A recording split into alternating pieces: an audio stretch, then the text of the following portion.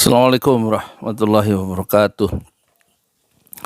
Alhamdulillah wassalatu wassalamu ala rasulillah. Tugas pemimpin yang pokok presiden adalah membuat penduduk sejahtera, nggak ada orang miskin. Itu yang pertama, sesuai janji proklamasi memajukan kesejahteraan umum itu. Kemudian yang kedua, itu yang membuat orang nggak sejahtera itu karena dananya itu diambil orang, jadi menghilangkan koruptor ya, diambil koruptor itu aja dua. Nggak usah bikin infrastruktur, nggak usah bikin macam-macam lah. Manusianya yang pokok itu, manusia yang pokok itu gimana sejahtera, mau berobat bisa itu. Ini di sini ada orang pakai BPJS nggak bisa berobat ya karena ngutang sampai 2 juta sampai 3 juta, karena yang untuk bayar bulanannya nggak ada. Itu berarti presiden kemana itu, pemerintah kemana kok sampai orang ya membayar BPJS saja nggak bisa, berarti kan penghasilannya kurang. Itu gimana menghilangkan kemiskinan itu, ya kan, menghilangkan kemiskinan. Dari tahun ke tahun sudah 78 tahun kemiskinan nggak hilang-hilang. Sekarang itu kalau menurut Bank Dunia standar kemiskinan dari WHO itu $3,2. Orang yang punya penghasilan $3,2 itu berarti 50.000 ya. Itu berarti orang itu miskin, dan itu hampir 50%. Hampir 50% itu berarti sekitar sekitar 130 juta orang miskin di Indonesia kalau standarnya WHO ya, World Bank. Lah banyak itu, separuh dari penduduk Indonesia orang miskin. Gimana ngilanginnya itu? Bisa nggak Presiden Anies Baswedan dalam 5 tahun ngilangkan kemiskinan? Kayaknya kok nggak bisa. Belum yang koruptor nggak, gimana ngatasinya itu? Belum utang yang gila-gilaan. Nah, jadi menurut saya caranya ada dua ya. Pendekatannya harus high tech ya, high tech. Kata B.J. Habibie, suatu negara maju kalau 2%-nya itu menguasai high tech. High tech yang dia maksud bukan hanya pesawat terbang, tapi juga rekayasa molekul, rekayasa biologi. Jadi diurus lagi, diberi proteksi lagi secara politik seperti zaman Pak Harto, IPTN itu, supaya menghasilkan pesawat-pesawat untuk keperluan bangsa Indonesia sendiri dari pulau ke pulau gitu.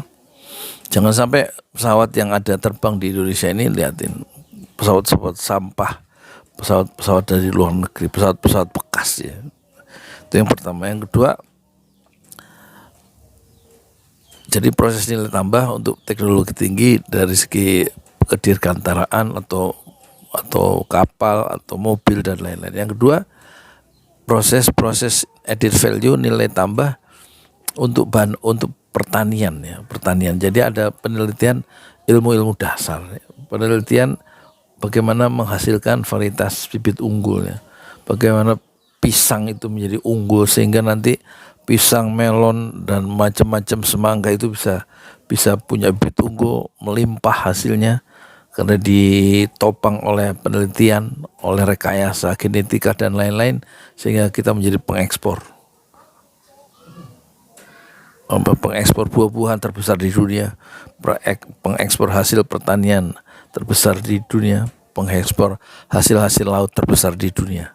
Dan itu berarti harus ada usaha-usaha dari pemerintah, yaitu pemerintahan Anies Baswedan, untuk menggalakkan ilmu dasar dan mengirim ribuan orang ya untuk menguasai teknologi di bidang pertanian, di bidang perkebunan, di bidang kelautan dan lain-lain ya.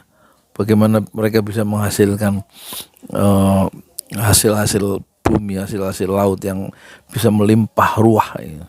Sehingga kita punya kemampuan untuk mengekspor, bukan impor seperti sekarang. Kedelai impor, harusnya 1 hektar kedelai itu misalnya bisa 50 ton. Itu bagaimana caranya sehingga kita bisa makmur, masyarakat Indonesia, petani itu. Tempe aja impor ya, kedelai aja impor dari Amerika, dari Australia, coba itu.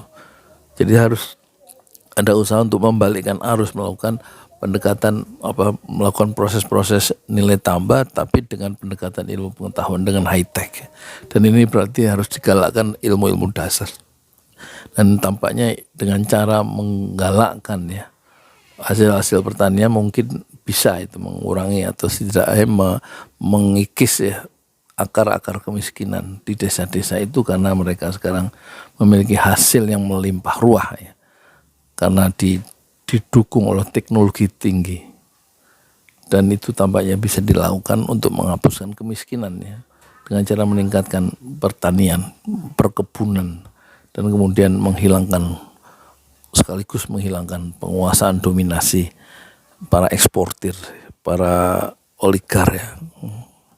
Ya begitulah tugas dari Anies Baswedan, itu tidak mudah, sangat besar ya, sangat besar untuk menunaikan janji-janji proklamasi sehingga kemiskinan itu tidak ada. Tapi kalau masih kemiskinan itu ada, rakyat hidup susah selama 10 tahun pemerintahan Anies, berarti Anies itu tetap dianggap sebagai pemimpin yang berkhianat ya, karena mengkhianati janji-janji proklamasi yang ada di Undang-Undang Dasar Pembuka, Undang-Undang Dasar 45. Saya Yudi Pramuka, tuang dalat dari para YouTuber tertua di semesta. Fasbir sabron jamila, bersabarlah dengan kesabaran yang indah.